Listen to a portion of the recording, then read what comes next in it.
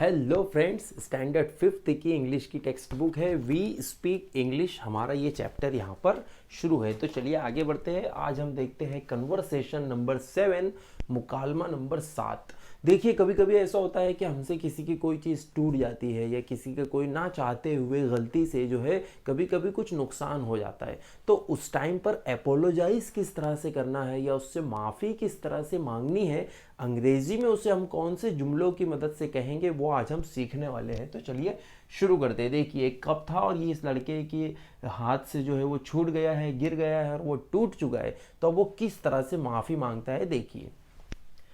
वो कहेगा I am sorry I broke the cup, right, इस तरह से कहेगा। तो सबसे पहले यहाँ पर जो आई एम लिखा हुआ है, तो ये आई एम होता है इस तरह से, राइट। यहाँ पर एपोस्ट्रॉफी एम लिखा है तो इसे हम कहेंगे I am sorry I broke the cup. मैं माफ़ी मांगता हूँ या मैं माफ़ी चाहता हूँ, मुझसे कप टूट गया है। ये जो कप है ये टूट गया है। तो यहाँ पर एक वर्ब यूज हुआ है ब्रोक। तो सबसे पहले ये भी आप यहाँ पर समझ लीजिए, ब्रेक यानी टू ब्रेक यानी तोड़ना। इसका जो सेकंड फॉर्म होता है वो होता है ब्रोक यानी टूटा, और तीसरा फॉर्म या थर्ड फॉर्म जो है इसका ब्रोकन होता है यानी टूट चुका। तो ब्रेक, ब्रोक, ब्रोकन। तो यहाँ पर सेकंड फॉर्म ब्रोक यूज हुआ है।